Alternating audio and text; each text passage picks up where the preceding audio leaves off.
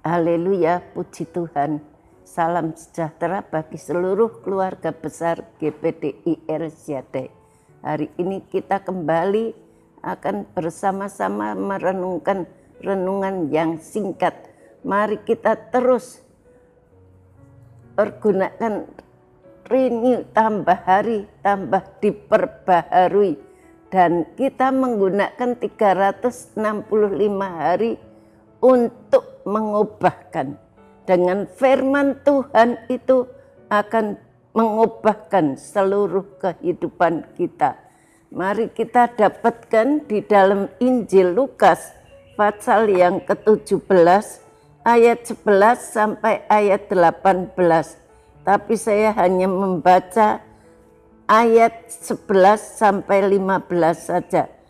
Dalam perjalanannya ke Yerusalem, Yesus menyusuri perbatasan Samaria dan Galilea.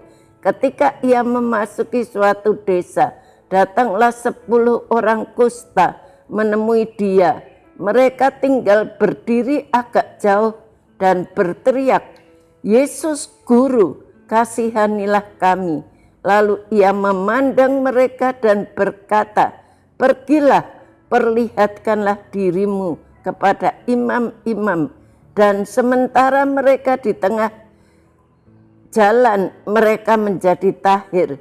Seorang dari mereka ketika melihat bahwa ia telah sembuh, kembali sambil memuliakan Allah dengan suara nyaring.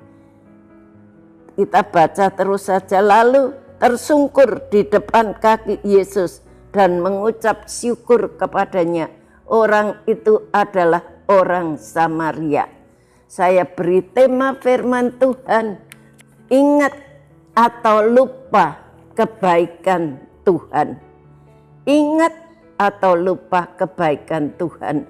Kalau kita berbicara tentang kebaikan, kita tahu seringkali kalau seseorang sudah melakukan kebaikan buat kita, kita tidak melupakan kebaikan orang itu. Kemanapun kita pergi, kita selalu menceritakan dia terlalu baik, dia sudah menolong saya dan sebagainya. Tapi di sini kita melihat, kalau kita melihat observasinya, yaitu ada 10 orang kusta yang datang kepada Yesus. Dia melalui perbatasan Samaria, tempatnya adalah perbatasan Samaria dan Galilea. Dan di situ juga ada Yesus. Dan kita melihat demikian, kalau seperti kita melihat 10 orang kusta saat itu, mereka menyusuri perbatasan Samaria dan Galilea. Ia baru masuk ke sebuah desa. Saat itulah mereka meminta belas kasihan dari Tuhan dan memohonnya kepada Yesus agar disembuhkan dari sakit penyakit kusta. Orang Yahudi menganggap penyakit kusta itu adalah sebagai hukuman atas dosa tertentu dan mengucilkan orang-orang yang menderita sakit kusta. Jadi kalau orang-orang sakit kusta itu tidak boleh dekat-dekat dengan orang yang sehat. Mereka tinggal di satu tempat yang terpencil. Itu sebabnya kita melihat orang Yahudi menganggap penyakit kusta itu sebagai hukuman atas dosa tertentu dan mengucilkan penderita kusta itu. Itulah sebabnya mereka hanya berteriak dari kejauhan. Pada waktu mereka melihat Yesus, mereka berteriak dari jauh, mereka tidak berani mendekati Yesus. Karena orang Yahudi itu melarang orang-orang kusta untuk dekat dengan orang yang sehat. Maka mereka berteriak, "Yesus Guru, kasihanilah kami." Mereka hanya teriak waktu itu. Mereka tidak dapat mendekati Yesus karena hukum Ibrani melarang orang kusta mendekati siapapun. 10 orang kusta itu tidak langsung meminta kepada Yesus untuk memberi kesembuhan, tidak. Mereka hanya minta belas kasihnya agar sudi melihat penderitaan mereka. Mereka tidak minta kesembuhan, tapi mereka hanya minta belas kasihan daripada Yesus. Yesus mendengar teriakan mereka dan menunjukkan kasih-Nya. Kalau kita berteriak, kalau kita memohon di dalam doa, setiap penderitaan kita, Allah itu selalu mendengar siapapun yang berteriak. Akan tetapi apa yang Yesus lakukan kemudian? Yesus tidak langsung menyembuhkan mereka. Ia tidak menjanjikan kesembuhan, tapi Yesus terlebih dulu ingin menguji ketaatan 10 orang kusta itu.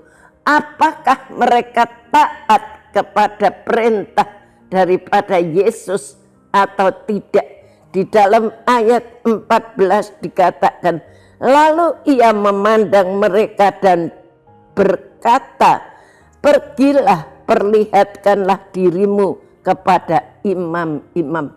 Dia tidak mengatakan sembuh, tapi pergi, tunjukkanlah dirimu kepada imam-imam. Yesus tahu 10 orang kusta itu tidak berani mendekati imam-imam, karena menurut hukum mereka dilarang, sebab mereka menderita sakit kusta. Dan waktu itu ternyata para penderita kusta itu memiliki iman dan mentaati Yesus, yang membuat mereka diberkati, yang membuat 10 orang kusta itu disembuhkan, yaitu karena ketaatan mereka. Kita perlu sebagai orang-orang percaya untuk selalu taat kepada Tuhan. Aplikasi daripada firman Tuhan, kita perlu taat. Taat itu penting. Dengan taat, waktu Samuel dipanggil oleh Yesus, Samuel, dia datang dan dia kira itu Imam Eli yang memanggil. Dia bertanya, "Ada apa, Bapak?" Tapi waktu itu saya tidak memanggil kamu, sampai 3 kali. Dan dia datang lagi ke Imam Eli dan dia mengatakan, "Kalau kamu dipanggil lagi, kamu jawab, aku ada di sini, hambamu ada di sini." Ini Samuel kecil ini taat apa yang dikatakan oleh Imam Eli, dan dia diberkati. Waktu itu Yesus berfirman kepada dia, itu karena ketaatan. Ternyata para penderita itu memiliki iman untuk mentaati Yesus. Mereka menerima ujian yang membuktikan ketaatannya. Setelah itu kesembuhan pun terjadi. Ada mujizat yang luar biasa karena taat. Kalau kita mau taat kepada Yesus, apapun yang menjadi kesulitan bagi kita, secara manusia mustahil. Orang yang kusta itu mustahil disembuhkan, tapi karena taat maka mereka dapat melihat mujizat. Coba kita renungkan apa saja yang sudah kita terima dari Tuhan. Kemudian coba bandingkan dengan penderitaan kita untuk Tuhan. Bagaimana hasilnya? Ternyata berkat dan kebaikan Tuhan itu tidak terhitung yang kita alami. Kalau kita renungkan dari kita kecil sampai sekarang, berapakah berkat Tuhan yang sudah kita alami? Sudahkah kita bersyukur kepada Tuhan? Sudahkah kita setia kepada Tuhan? Mari seperti 10 orang kusta yang satu kembali untuk mengucap syukur, tetapi yang 9 lainnya yang sudah disembuhkan, mereka tidak kembali. Kita belajar kepada orang kusta yang satu ini sudah menerima pertolongan, kebaikan Tuhan. Begitu juga dalam hidup kita. Kita sudah banyak mengalami berkat-berkat Tuhan, mujizat Tuhan, kebaikan Tuhan dalam hidup ini. Apakah kita tahu mengucapkan syukur? Kalau kita mengucapkan syukur dengan jalan, kita setia beribadah, kita setia melakukan kehendak Tuhan, dan kita setia melakukan firman Tuhan. Apa yang Tuhan kehendaki dalam hidup ini, biarlah kita setia untuk melakukannya. Terima kasih sudah mengikuti renungan 79.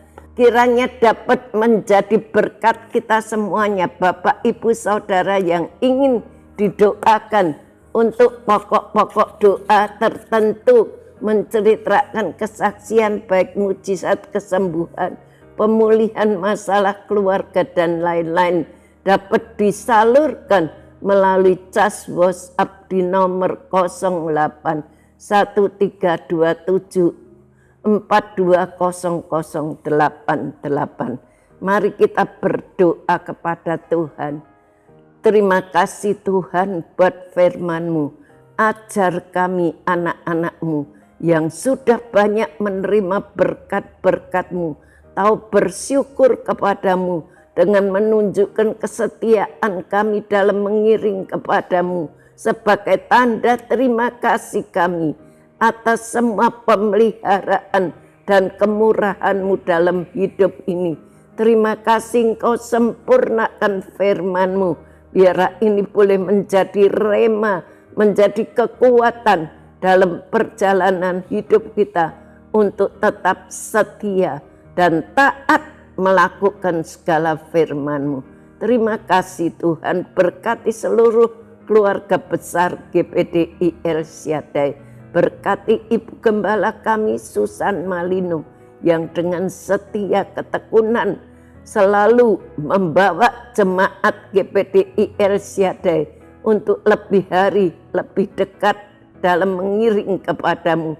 Pakai beliau, tambah-tambahi urapan yang baru, singkapkan setiap rahasia firman-Mu untuk disampaikan kepada seluruh keluarga besar GPDI El Shaddai. Berkati semua multimedia yang dengan tekun melayani kami, semua pengorbanan mereka Engkau berkati balas dengan lipat kali ganda. Terima kasih dalam nama Tuhan Yesus Kristus kami berdoa. Keluarga GPDI El Shaddai hendak merenungkan titah-titah-Mu dan mengamati jalan-jalan-Mu. Keluarga GPDI El Shaddai akan bergemar dalam ketetapan-ketetapan-Mu. Firman-Mu tidak akan keluarga GPDI El Shaddai lupakan. Terima kasih Tuhan, dengar dan jawab doa kami. Dalam nama Tuhan Yesus Kristus kami sudah berdoa. Amin.